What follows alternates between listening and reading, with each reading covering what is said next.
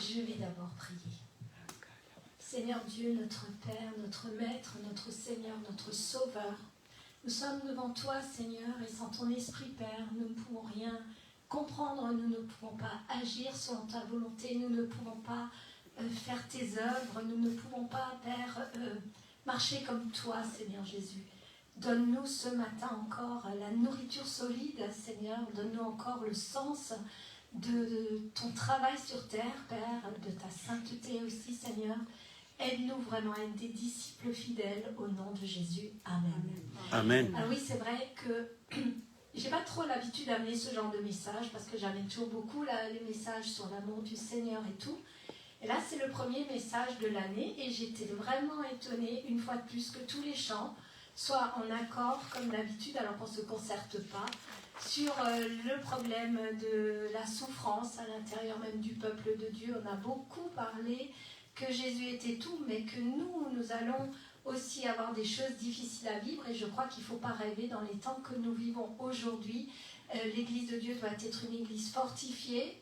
Dieu va vraiment séparer ce qu'on appelle les brebis des boucs, c'est-à-dire les brebis qui marchent avec lui, mais qui comprennent aussi ce que le Seigneur a fait dans le monde, et également, bien sûr, la puissance de l'Esprit en nous. Et pour cela, on va approcher un peu des textes un peu plus lourds, mais c'est pas grave. Donc, voilà, je vais appeler le message, comme on l'a dit dans Internet, mais également, le Seigneur n'a pas trompé ses disciples. Et pour cela, nous allons aller d'abord visiter un texte de Jean 13, au verset 16. Et je vais le lire. Là, il nous parle déjà un petit peu de comment agir les uns avec les autres. C'est d'ailleurs le seul texte dans ce sens-là. Et il dit ça, en vérité, je vous le dis, le serviteur n'est pas plus grand que son Seigneur, ni l'apôtre plus grand que celui qui l'a envoyé. Au verset 17, il dit, si vous savez ces choses, vous êtes heureux, pourvu que vous les pratiquiez. Donc déjà, il nous explique que eh bien, nous ne serons jamais au-dessus de lui. On le sait d'une certaine façon, c'est vrai, mais pas toujours aussi clairement. On va prendre Jean 15, verset 18 à 20. Et là, il est dit ça. Je ne vous appelle... oui, c'est bien le 15, oui. Voilà. Je ne vous appelle plus serviteur, parce que le serviteur ne sait pas ce que fait son maître, mais je vous ai appelé ami, parce que je vous ai fait connaître tout ce que j'ai appris de mon Père. Ce n'est pas vous qui m'avez choisi, mais moi, je vous ai choisi et je vous ai établi, afin que vous alliez et que vous portiez du fruit et que votre fruit demeure, afin que ce que vous demanderez au Père en mon nom, il vous le donne. Ce que je vous commande, c'est de vous aimer les uns les autres. On est de nouveau dans cette dimension aussi d'amour. Alors, en fait, j'ai envie de dire, nous sommes amenés dans un temps nouveau à connaître l'amour de Dieu, mais surtout à expérimenter l'amour de Christ. Et on peut le saisir de façon intellectuelle, mais on peut aussi tout simplement vraiment le vivre. Je redis que le Seigneur n'a pas trompé ses disciples. Il n'a jamais dit qu'on va être épargné de tous les problèmes qui sont dans le monde. Et pour ça, je voudrais développer quelque chose qui vient des Béatitudes. On va aller dans le texte des Béatitudes, dans Matthieu 5. Et on va essayer de comprendre quelque chose. Voilà. Voyant la foule, Jésus monta sur la montagne et après qu'il se fut assis, ses disciples s'approchèrent de lui, puis ayant ouvert la bouche, il les enseigna. Et là il dit, je ne vais pas tout lire, il dit, heureux les pauvres en esprit, car le royaume des cieux est à eux. Le 4, le 5, le 6, le 7, le 8 et le 9, c'est toujours heureux les affligés, car ils seront consolés. Au 10, il nous est dit, heureux ceux qui sont persécutés pour la justice, car le royaume des cieux est à eux. Donc en fait, lorsqu'on regarde au 3 et au 10, on nous dit que le royaume des cieux est à nous. On est au présent. Dans les autres cas, c'est pas pour tout de suite. Je ne sais pas si vous voyez ce que je veux dire.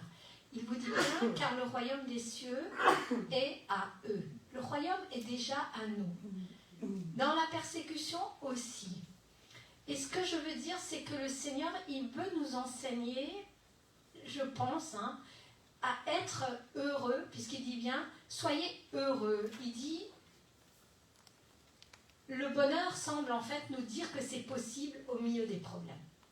Que ça va être possible au milieu des persécutions. Parce que clairement, on nous parle de persécution.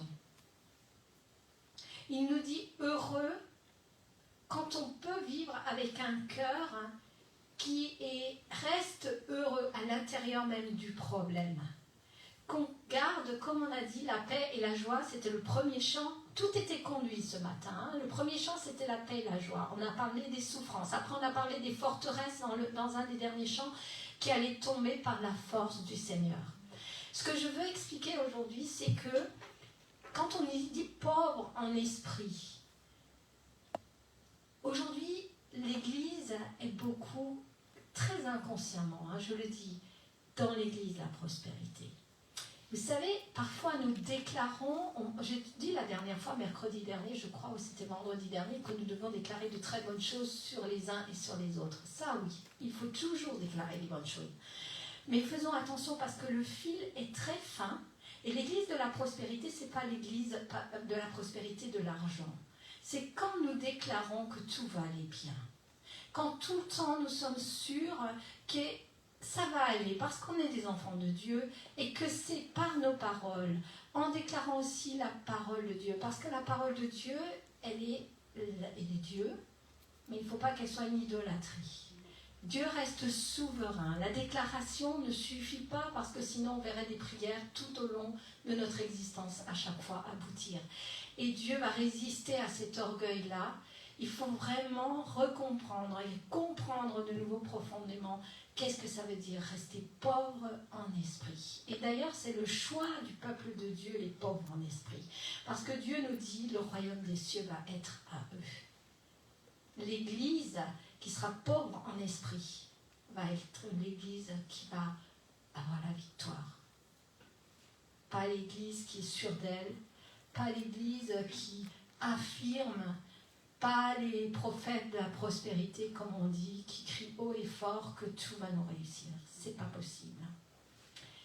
Les circonstances extérieures ne pourront pas altérer, je dis ni attendre et ni atteindre, ni notre manque de communion avec Dieu, ni ne pourront nous atteindre. Parce que nous sommes cachés en Christ, il est en nous et on va vraiment, vraiment combattre comme ça. On va prendre à la lettre vraiment Jean 16. On va prendre dans Jean 16, au verset 33, ce que le Seigneur nous dit. Je le cherche. Jean 16, combien ? Verset 33. Il est dit ça. Je vous ai dit ces choses afin que vous ayez la paix en moi. On l'a chanté. Vous aurez des tribulations dans le monde, mais prenez courage. J'ai vaincu le monde. Parfois, on a tendance à dire que parce qu'il y a eu la résurrection, tout est réglé. C'est pas vrai. Nous sommes dans le Nouveau Testament. C'est le Christ qui parle. Moi, j'ai une Bible où les lettres sont en rouge. Il prévient ses apôtres. Il prévient ses disciples. Et il ne dit pas que tout sera facile. Ça ne sera pas facile. On aura la victoire parce que c'est lui qui va accomplir. Mais ça ne sera pas facile. Et c'est lui qui le dit. Vous aurez des tribulations et on en aura. L'Église persécutée a déjà des tribulations. Et Jésus, dans l'Église persécutée, a parlé des martyrs. Il a parlé des martyrs. Ici, nous allons bien pour l'instant.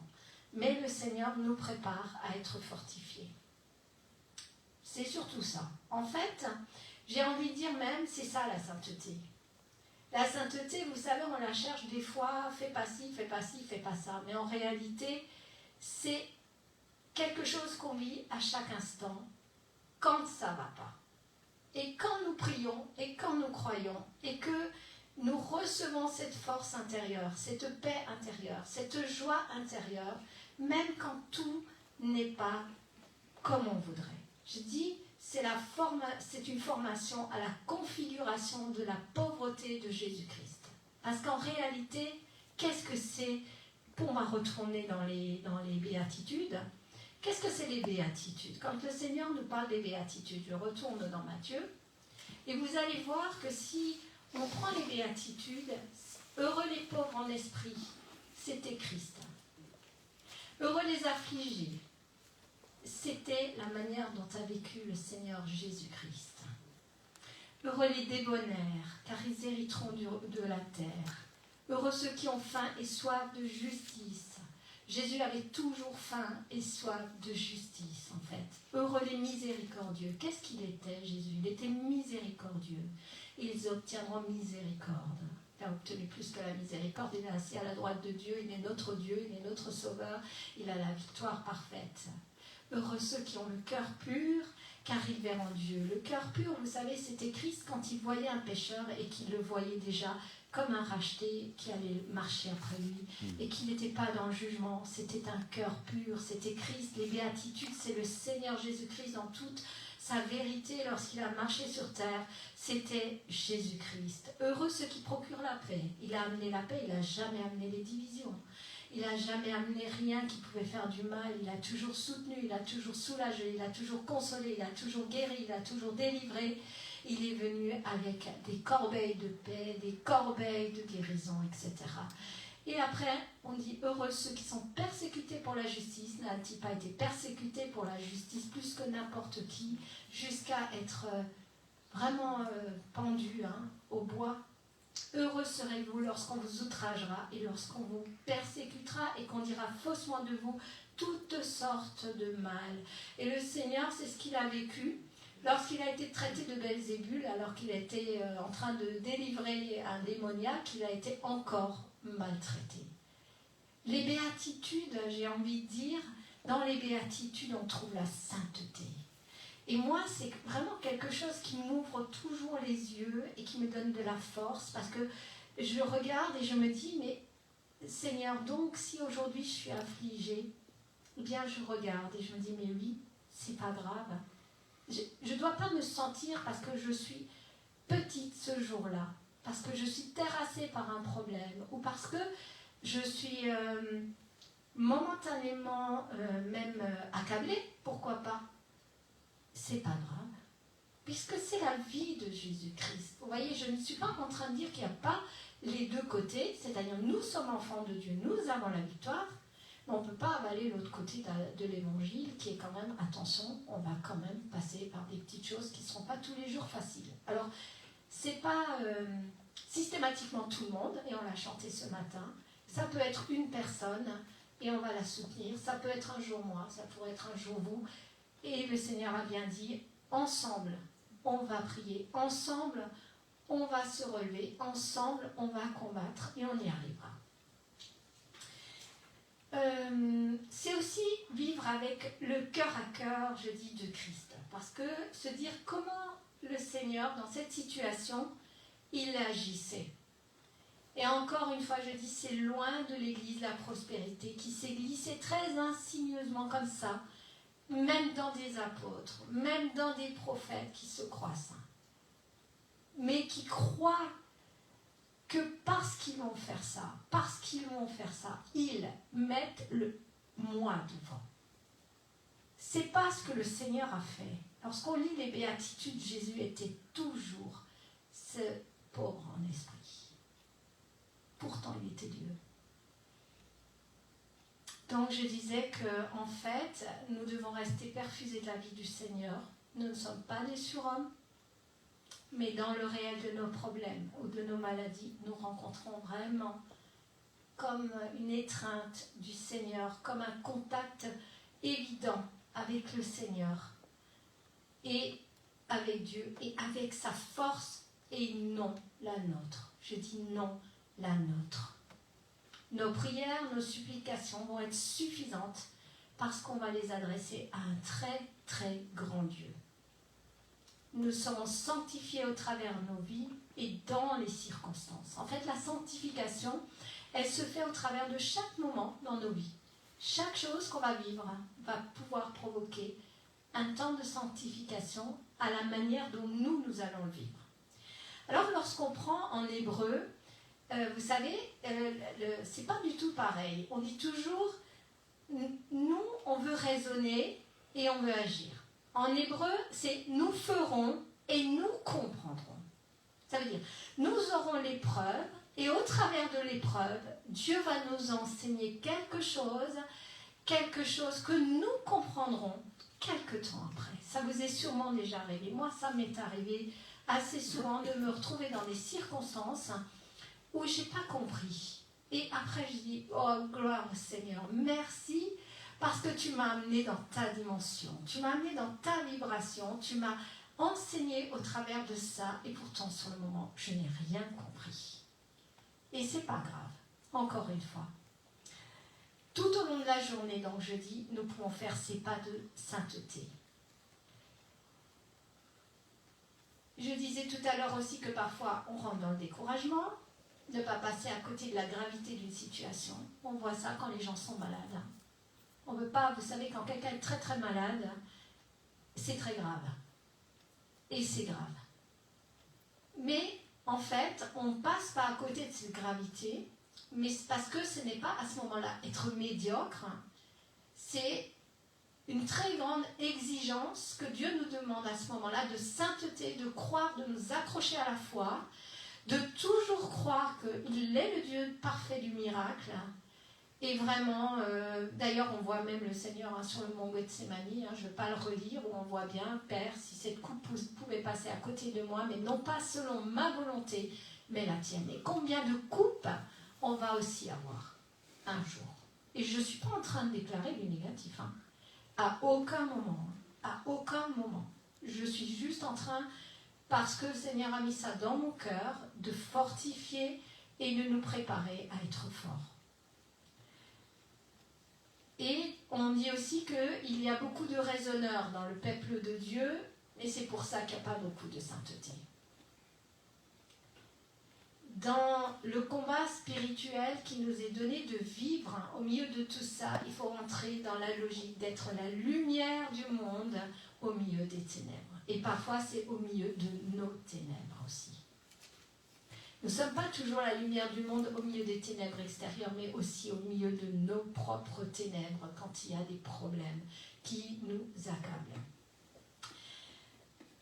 Le cœur de Jésus, je disais, veut être aimé plus par les fruits, et on peut vraiment déployer les fruits dans les moments difficiles, plus que par des paroles. Ne pas écouter, on va dire, les suggestions de notre amour-propre dans ces moments-là, parce que comme il disait, ce n'est plus moi qui vis, disait l'apôtre Paul, c'est Christ qui vit en moi. C'est Jésus qui va aimer en moi cet ennemi, c'est Jésus qui va consoler encore cette personne. Rendons grâce aussi à Dieu qui nous a permis, on va dire, de promettre tout ça au moment de notre engagement. Au moment de l'engagement, on rentre dans une radicalité. On rentre dans quelque chose qui est radical. Et pour ça, on verra tout à l'heure, on parlera vous savez, le trésor, quand on reçoit le trésor et qu'on peut tout lâcher, tout le reste. Donc, pas dans le souci de soi, pas dans l'égoïsme, pas dans la paresse, dans le service. Car notre maître est un modèle. Et le modèle, on l'a en écoutant vraiment le sermon sur la montagne, Jésus qui était 100% ce qu'il a enseigné, est vraiment notre maître. La réponse est donc dans la personne de Jésus-Christ, pas dans le raisonnement, c'est des sentiers battus, et ça n'est pas non plus dans une œuvre intellectuelle. Là, on est vraiment dans l'application et dans la pratique, quand il y a des angoisses énormes qui peuvent venir dans nos vies, quand il y a des maladies, quand il y a des problèmes. Ce n'est pas Jésus qui envoie les maladies, rassurez-vous, à aucun moment. Aussi, vous savez, ce verset, quand il dit « Et moi, je suis avec vous jusqu'à la fin des temps », on va s'approprier vraiment ça. C'est-à-dire, au milieu de l'épreuve et au milieu de toute chose, il est avec nous. Nous sommes loin des règles et des lois spirituelles, je le redis. Et là, j'aimerais parler justement de parfois quand nous voulons prier de façon... par exemple, si nous prions pour quelque chose pour changer les circonstances, on vous dit si nous disons si nous ne suivons pas la mauvaise règle. C'est-à-dire que si par exemple vous priez pour quelque chose, mais que vous dites, voilà, je ne guérirai pas si... Vous savez, c'est pas comme ça que ça marche. Je ne sais pas comment dire. Déclarer la parole de Dieu, c'est une chose. Mais utiliser la parole de Dieu, qui est pourtant Dieu, comme une idolâtrie, je le dis, ça n'est pas de Dieu. Ma parole ne revient pas à moi sans avoir fait des faits. On base tout sur ça. Mais on oublie que Dieu est souverain. Et que son objectif à lui, c'est d'abord de nous rendre saints. De nous rendre forts. Et la parole de Dieu n'est pas au-dessus de la souveraineté de Dieu.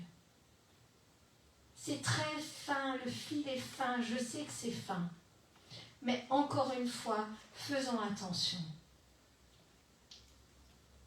Car je dis la théologie de la prospérité, elle est vraiment là, et il ne s'agit pas de prospérité matérielle ni financière, c'est trop flagrant. C'est quelque chose à quoi on n'échappe pas, on le voit. Mais il y a une autre prospérité qui s'installe dans les églises et il faut faire très très attention. C'est pas une formule magique. Voilà, c'est ça que je veux dire. La parole n'est pas une formule magique. Comme nous parlons en langue, là, c'est pas une formule magique, c'est Dieu. Je peux vous dire que c'est merveilleux. Là, on ne peut pas se tromper. Mais autrement, faisons attention. Alors, moi qui crois au miracle, plus que tout, je dis, je crois toujours au miracle. Je crois toujours que la parole, on ne peut rien noter et qu'elle est parfaite. Mais je crois encore plus à l'Esprit Saint. Parce que, vous savez, lorsque Pierre a guéri, lorsque l'apôtre Pierre a dit « Je n'ai rien à moi, mais ce que j'ai, je te le donne, au nom de Jésus, sois guéri », beaucoup de théologiens vont dire « Ben voilà, au nom de Jésus, sois guéri ». C'est ça que Pierre a donné. Non, Pierre n'a jamais donné ça. Pierre a dit « Ce que je te donne, au nom de Jésus, sois guéri ». Sauf que Pierre était tellement rempli du Saint-Esprit que son ombre guérissait. Et ce qu'il a donné à ce moment-là, c'était l'esprit de vie qui a redonné la vie à cet homme qui était paralysé. Ce n'était pas la déclaration ni la formule magique du « au nom de Jésus-Christ ». Parce que au nom de Jésus-Christ, ça n'aurait pas suffi. Vous comprenez ? C'est pour ça que quand nous sommes dans une ambiance du Saint-Esprit, là les guérisons viennent, là les délivrances viennent, là les miracles sont là. Mais pas parce qu'on déclare le haut nom de Jésus. Parce que là, ça nous donne un... C'est comme si on mettait un... Je ne sais pas, moi, après tout ce qu'on veut, au nom de Jésus. Au nom de Jésus, on n'y pense même pas quand on le dit. Et on s'imagine que ça va marcher. Et j'ai envie de dire, combien de prières dans le monde de Dieu ne sont pas exaucées? Posez-vous les bonnes questions. Pourquoi? Pourquoi? Parce que le haut nom de Jésus, ça ne suffit pas. Faites tout au nom de Jésus. Mais soyez d'abord remplis du Saint-Esprit. Alors je le redis, je crois au miracle. Je crois que la parole est la vérité. Je crois à aucun moment qu'il faut ôter un iota. Je crois à la déclaration de la parole, mais je crois encore plus que le Saint-Esprit doit nous remplir tous jusqu'à déborder, jusqu'à passer que notre ombre guérisse. Ça veut dire que je crois que nous devons d'abord mettre Jésus-Christ devant les mots, devant les déclations et même devant sa parole. C'est ce que je vais essayer d'expliquer encore. Je dis que la parole, c'est Dieu. Je ne voudrais pas qu'on me fasse dire quelque chose que je n'aurais pas dit. Et pour ça, on va prendre les 3 tentations dans le désert que le Seigneur Jésus lui-même a dû vivre. Nous prenons Matthieu 4 et je vais lire à partir du verset 1. Alors Jésus fut emmené par l'Esprit dans le désert pour être tenté par le diable. Après avoir jeûné 40 jours, 40 nuits, une faim, le tentateur s'était approché de lui et lui dit « Si tu es le Fils de Dieu ». Combien de fois on nous dit « Si tu es enfant de Dieu, tu ne dois pas avoir peur de ça ». Attention, Si tu es le Fils de Dieu, ordonne à ces pierres, que ces pierres deviennent du pain. Vous voyez que le diable, il connaît bien la parole.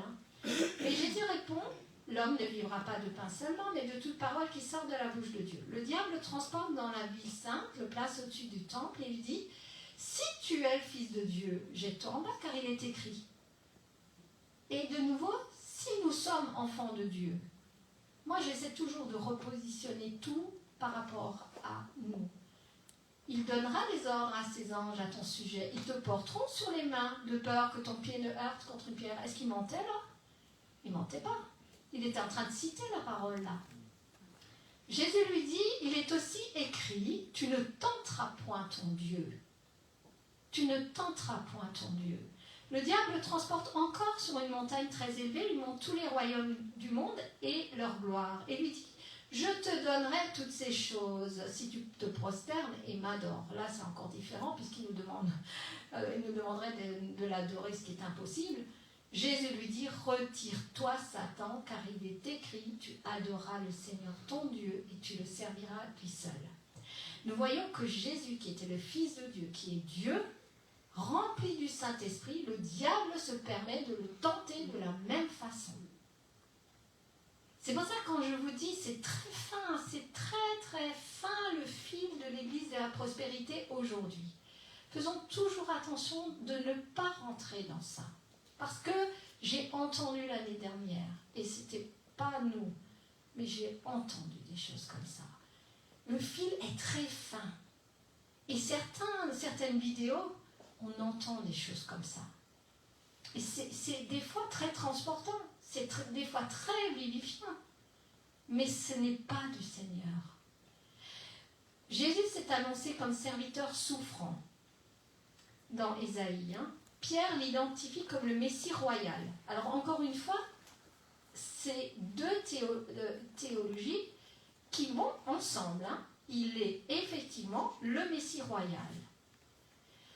Et il est également, bien entendu, le serviteur souffrant. Un n'empêche pas l'autre. Nous sommes fils de Dieu, nous sommes fils du roi.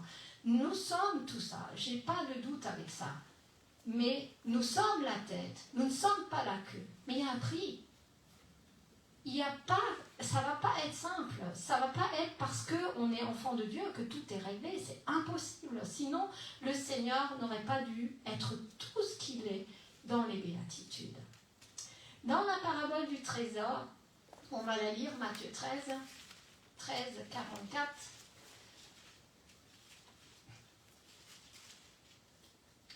Alors, 44, voilà, à 52. Le royaume des cieux est encore semblable à un trésor caché dans un champ. L'homme qui l'a trouvé le cache et dans sa joie, il va vendre tout ce qu'il a et achète ce champ. Le royaume des cieux est encore semblable à un marchand qui cherche de belles perles. Il a trouvé une perle de grand prix et il est allé vendre tout ce qu'il avait et l'a acheté. Alors, là j'ai aussi quelque chose que j'aimerais apporter. Heureux les pauvres en esprit, car le royaume des cieux est à eux. Luc, qui a la même dans les béatitudes, nous parle des pauvres, de la pauvreté financière. Tandis que Matthieu parle de la pauvreté de celui qui est courbé. Courbé, ça veut dire devant Dieu. Pauvre, parce que même Jésus disait, Père, sans toi, je ne peux rien faire. L'humilité nécessaire pour accéder au Père. Matthieu 13, versets 21-22, je ne sais pas pourquoi je l'avais inscrit. Oui. Alors là, c'est par rapport aux richesses. Celui qui a reçu la semence parmi les épines, c'est celui qui entend la parole, mais en qui les soucis du siècle et la séduction des richesses étouffent cette parole et la rendent infructueuse. Nous voyons que vraiment quand Dieu dit « heureux les pauvres en esprit », mais aussi les pauvres qui ne s'attachent pas aux richesses du monde, qui ne se comparent pas, qui n'ont pas l'effet de la compétition, qui ne veulent pas être les meilleurs. Parce qu'en réalité, Dieu aime cette pauvreté-là. Il n'aime pas ce côté... Et d'ailleurs, au verset 52, j'avais aussi pris, quand il dit « c'est pourquoi tout scribe instruit de ceux qui regardent le royaume des cieux est semblable à un maître de maison qui tire de son trésor les choses nouvelles et les choses anciennes. » Il y a des choses nouvelles, des choses anciennes et des choses nouvelles à comprendre. C'est très important. Donc, la pauvreté, ce n'est pas une pauvreté que financière, c'est cette pauvreté pour être vraiment celui qui peut être reçu devant Dieu. Moi, je sais, quand je prie, Ma pauvreté, elle est toujours, quand je suis par terre, je dis, tu sais Seigneur, je sais que tu es le Dieu du miracle, que rien ne t'est impossible, que tu aimes cette personne, que tu peux tout. Je n'ai aucun doute, mais Père, est-ce que tu veux m'entendre? C'est cette pauvreté-là. Est-ce que j'ai le droit d'être entendu de toi? Qui suis-je pour oser? Parce que je suis peut-être ton enfant. Jésus disait, Père, je sais que tu m'entends toujours. Mais nous, je ne sais pas. Il nous faut beaucoup travailler sur ça. Il nous entend, oui, mais il a sa souveraineté et sa sainteté qu'il dépose sur nous et dans nos vies pour nous faire grandir. Et c'est pour ça qu'il ne nous donne pas claque tout ce qu'on veut comme ça. C'est trop facile. Un trésor qui nous conduirait donc à tout lâcher. À lâcher tout ce qui est considération sociale, compétition dans le monde. Sommes-nous prêts à ça? Et aussi un trésor qui nous prépare à des frictions. Parce que Jésus, là où il est passé, il y avait des frictions. Là où il est passé, il y avait de la persécution. Encore une fois, je dis, l'évangile de la prospérité, ce n'est pas que la prospérité financière. C'est trop flagrant, là, le diable se montre dans toute sa splendeur et on oublie toutes les fois où nous, inconsciemment, on va prêcher comme ça. Ou prêcher, peut-être pas ici, mais où on va entendre des choses, où on va accepter des choses, voilà, dans notre tête. Des choses qui ne sont pas vraiment de Dieu. Jésus était souvent dans la tension. Les gens étaient en colère contre lui par rapport à la grâce qu'il déversait. Mais il avait ses valeurs. Et il nous faut vraiment être prêts aussi à déranger. Et surtout pas à être approuvé.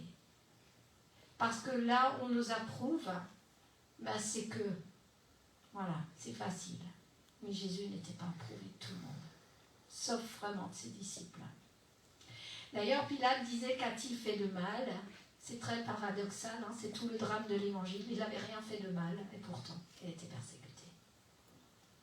Et je crois vraiment que quand je dis persécuté, voire même mal vu, on est des fois mal vus. Hein, mais pourtant, il était la lumière par une radicalité heureuse, vraiment parfaite. À condition encore, comme je dis, que nos réactions soient à la hauteur de notre foi à l'intérieur même des circonstances. Parce que quand tout va bien, c'est facile d'être avec Dieu. Et je vais finir. En fait, se pénétrer de ce que j'appelle l'esprit des béatitudes, c'est vraiment le lire et l'étudier, le méditer, les béatitudes. Parce que les béatitudes, c'est le Seigneur Jésus-Christ. Cette simplicité, cette miséricorde, cette joie, parce qu'il nous dit heureux. Et il nous dit que le royaume des cieux est à nous. Si nous acceptons ces deux choses, le 3 et le 10, nous sommes persécutés, nous l'acceptons, nous ne nous défendons pas. Nous sommes persécutés pour le Seigneur. Et des fois même à l'intérieur des églises, on est persécutés. Enfin, moi je trouve, beaucoup plus même des fois qu'à l'extérieur. Eh bien c'est pas grave, c'est pas grave. Tout d'un coup, si on lit vraiment les béatitudes, on va dire que c'est un appel profond, une direction vivante de sainteté. On comprend, c'est évident, et surtout c'est libérateur. Parce que dès lors où on dépose cette persécution, dès lors où on dépose toutes les fois où dans la souffrance, on se dit mince, pourquoi moi? Ben non, moi je suis enfant de Dieu. Comme disait le diable, si tu es le fils de Dieu, non. Attends que l'épreuve passe, comme on a chanté la 4e, je crois, chant, quand Dieu a dit, il est victorieux, nous sommes tranquilles, il nous demande juste de rester dans la paix qui était dans le premier chant. Que dans la paix, confiant, priant, humblement, petit, pauvre en esprit, et nous allons avoir la victoire. Et pas en déclarant la victoire. J'ai la victoire, je déclare sur ma vie la victoire. Mais combien de fois j'entends des trucs comme ça? Non, ça n'est pas ça. Ce n'est pas ça. Je dis que c'est comme une porte. Il y a un bonheur vrai qui va faire vivre et vraiment qui va nous aider à lâcher. Vous savez, quand il dit que l'Esprit du Seigneur est libérateur, il libère. Il libère de toutes nos craintes. Parce que quand nous combattons comme ça, en fait, c'est parce que nous avons peur. Parce que nous n'avons pas compris que Jésus a déjà la victoire. Mais ce n'est pas tout de suite, c'est un peu plus tard. Jésus va nous parler d'un bonheur qui vient de l'intérieur, c'est-à-dire accepter une faillite personnelle, accepter une faillite des fois spirituelle, quand on voit qu'on n'a pas reçu ce qu'on a demandé. Mais ce n'est pas une faillite, c'est qu'une promesse. Mais sur le moment, c'est une faillite. Posons les armes. Seigneur, tu as passé par là. Tu as passé toi aussi par tout ça.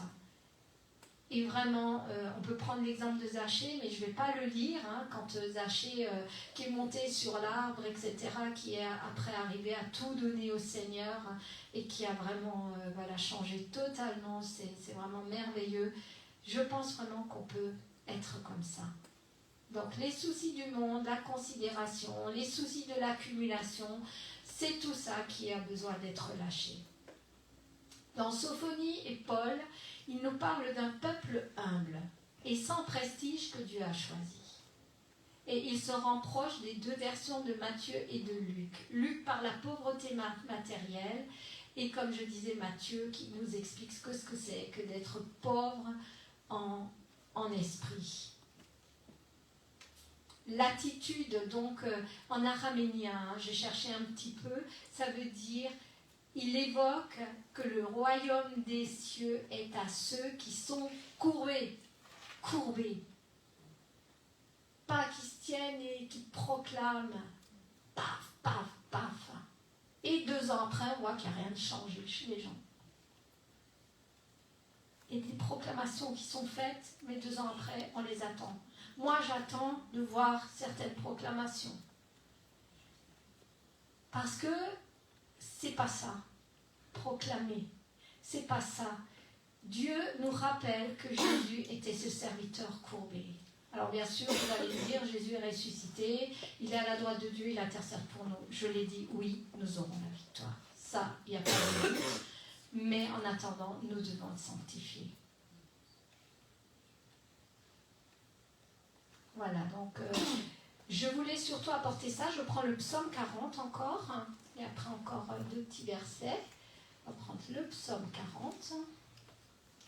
Et vous savez, moi ça m'a libérée. Hein. Quand j'ai compris ça, je me suis dit, mais Seigneur, c'est merveilleux, c'est une porte.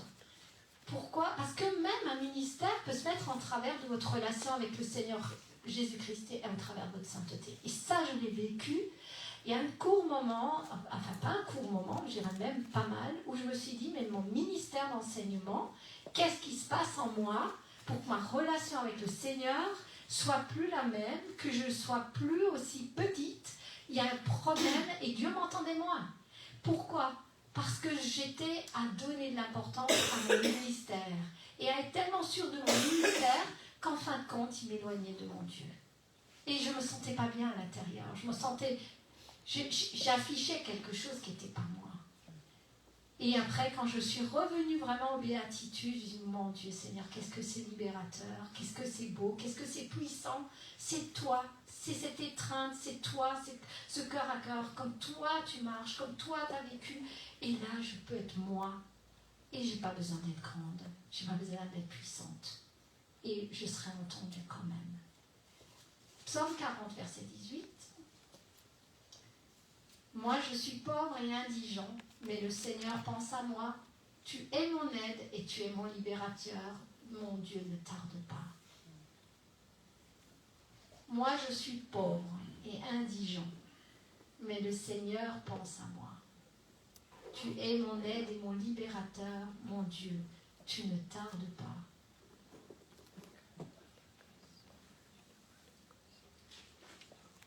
Voilà ce que je voulais apporter ce matin. Alors encore une fois, je crois au Dieu des miracles, plus que tout, je crois au Dieu de la grâce, je crois à la parole de Dieu proclamée sur nos vies, mais n'oublions pas les béatitudes, parce que c'est vraiment dans le présent qu'il dit « Heureux les pauvres en esprit, heureux ceux qui sont persécutés pour la justice ». Il dit « Car le royaume des cieux est à eux au présent ». Ça veut dire ils vivent déjà le royaume des cieux. Et nous demandons toujours que le royaume des cieux descende sur terre. Saint-Esprit descend sur terre.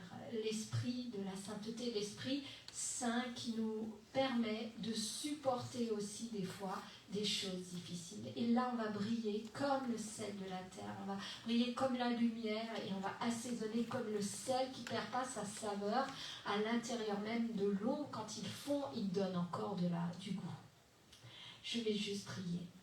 Seigneur, merci Père, j'espère que ce message ne va pas amener de la lourdeur, Papa, parce que je demande vraiment à ce que ça n'amène pas de la lourdeur, mais de la libération. Pour tous ceux qui ont besoin de toi, qui ont besoin encore aussi de vivre ta présence tout entière avec ce que tu as vécu, Seigneur, de merveilleux et de victorieux, de glorieux, mais aussi des fois de difficiles. Et je ne veux pas que ce message, encore une fois, alourdisse, mais qu'il amène la juste mesure que tu es immense et grand et que nous sommes tes serviteurs inutiles et humbles. Rappelle-nous tes valeurs, Seigneur. Rappelle-nous de ne pas nous tromper parce que tu vas vraiment dans les temps de la fin vraiment visiter ton peuple et il y en a qui seront bêtement rejetés pour rien parce qu'ils n'auront pas compris certaines choses, Seigneur. Et vraiment, je demande de tout mon cœur, Père, que tu bénisses vraiment chaque personne qui est là, mais aussi sur Internet, qu'elle reçoive de toi dans cette année 2025 de bonnes choses, de bonnes surprises, des guérisons, des délivrances, mais aussi des cadeaux, des mariages, Seigneur, s'il y a besoin, etc. Je crois à ce Dieu-là, Seigneur. Je ne veux pas alourdir, mais donne-nous, Seigneur, la juste mesure, Papa, de qui nous sommes et de qui tu es. Car tu es bien plus grand que nous. Merci, Père. Amen. Amen.